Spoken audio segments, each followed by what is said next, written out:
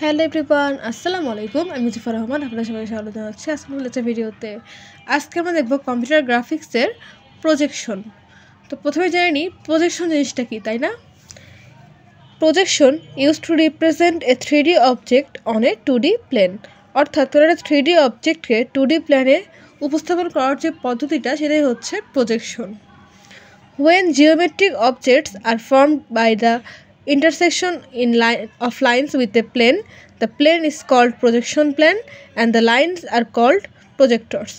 তো এটা যদি আমরা একটু একটা চিত্র দিয়ে বোঝার চেষ্টা করি, ধরেন এটা একটা 3D অবজেক্ট এবং এই যে লাইনটা এটা হচ্ছে প্রজেকশন প্ল্যান। অর্থাৎ আমাদের যে লাইনগুলো একটা অবজেক্ট থেকে যে লাইনগুলো যেই সারফেসের উপরে পড়বে সেটাই হচ্ছে প্রজেকশন প্ল্যান।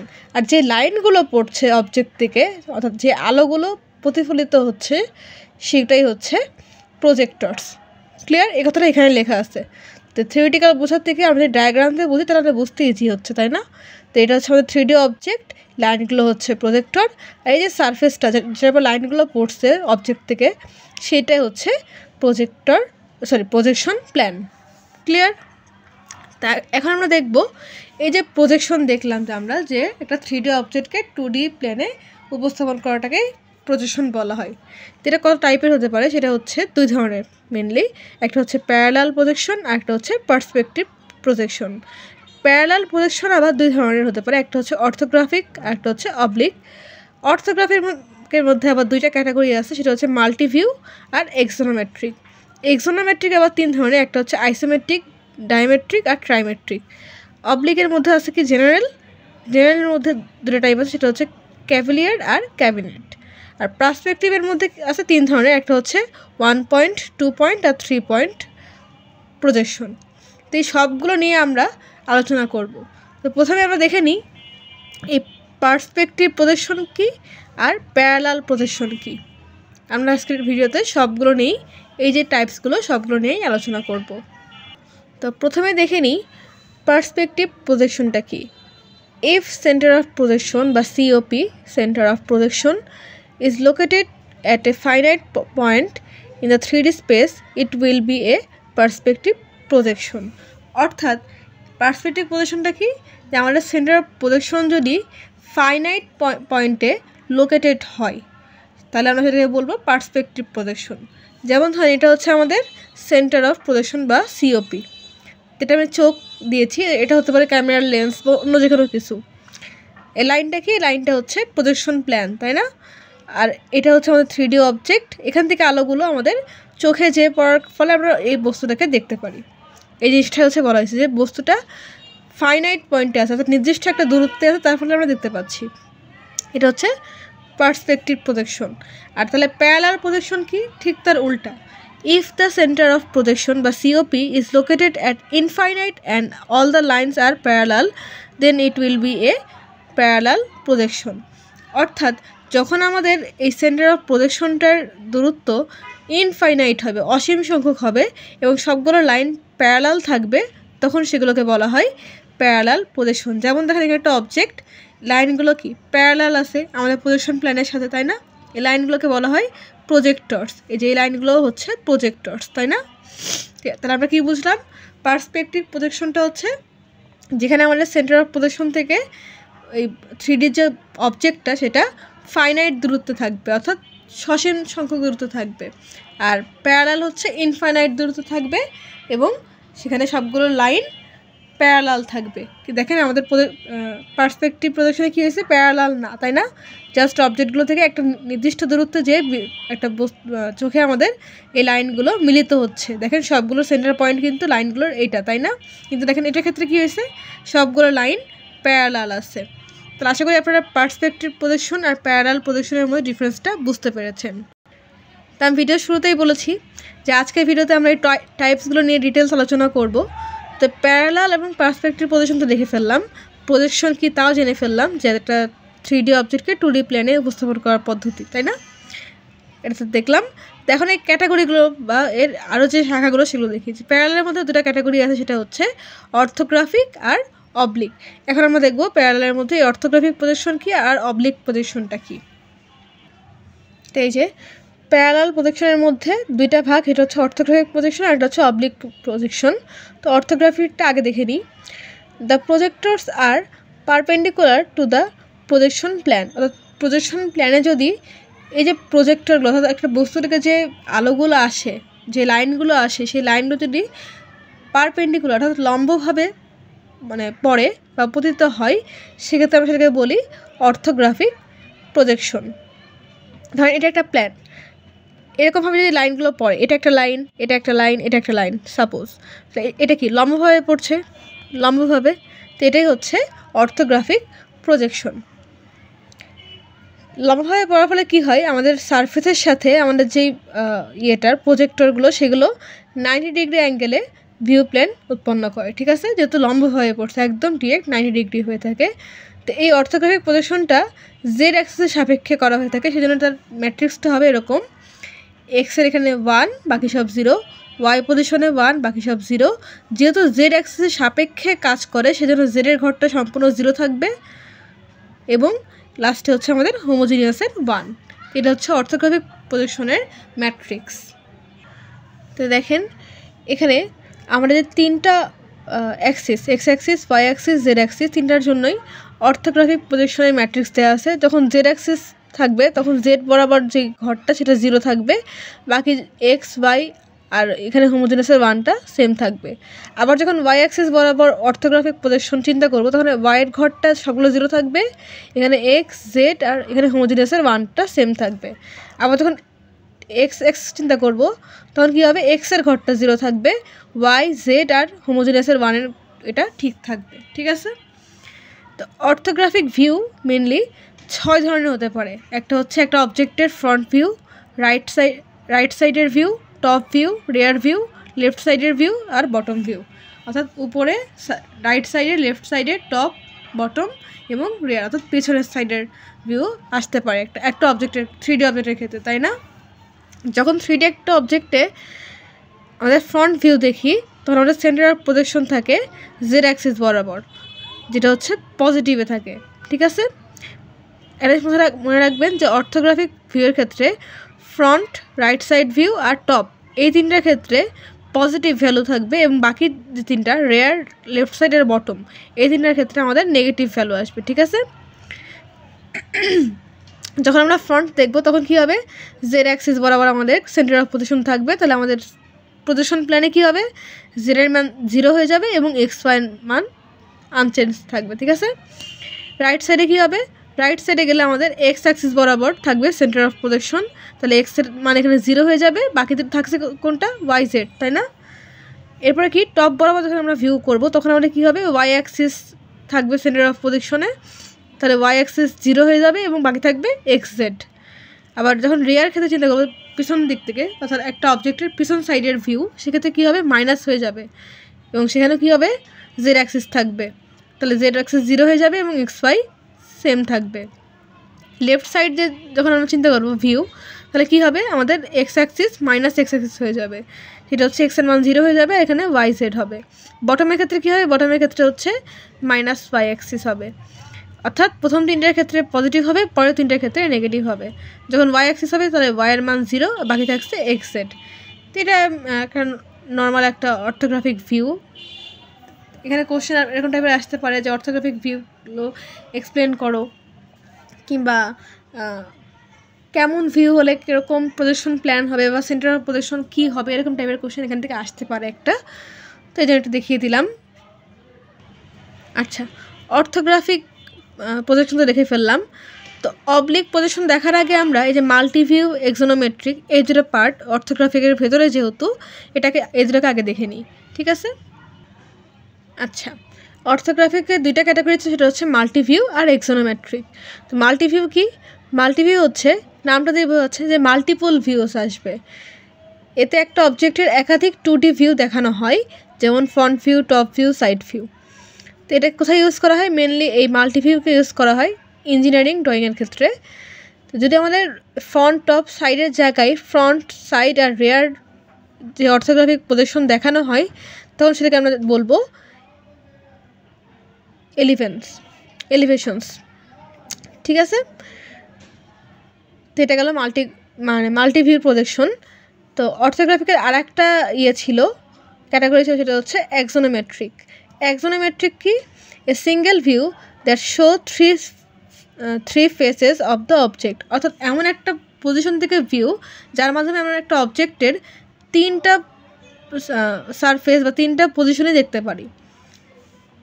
এখানে দেখেন এক্সোনোমেট্রিকের তিনটা ক্যাটাগরি আছে, আবার মানে সাব ক্যাটাগরি আর কি। সেটা হচ্ছে আইসোমেট্রিক, ডায়ামেট্রিক আর ট্রাইমেট্রিক।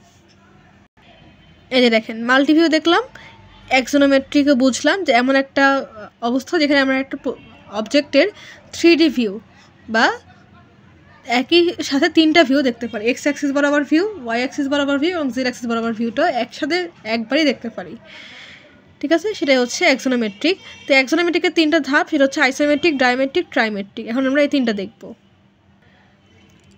আইসোমেট্রিক মানে কি?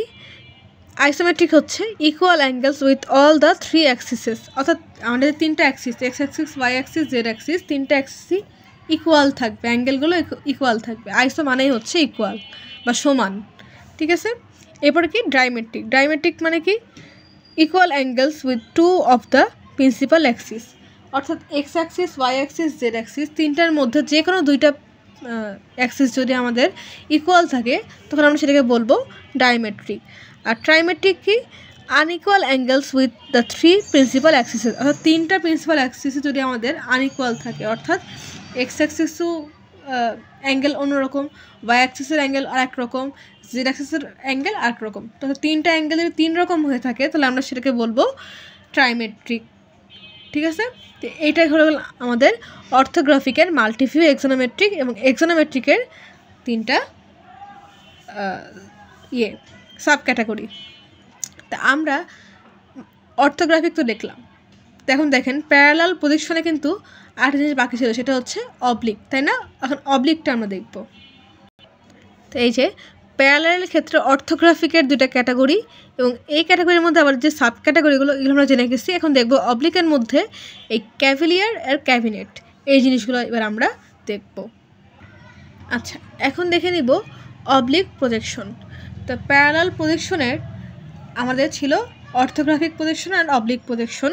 তো অর্থোগ্রাফিক প্রজেকশন কী ছিল? যে আমাদের যে লাইনগুলো সেগুলো পারপেন্ডিকুলার থাকবে এবং সেখানে সারফেসের সাথে 90 ডিগ্রি অ্যাঙ্গেলে ভিউ প্ল্যান তৈরি করবে, তাই না?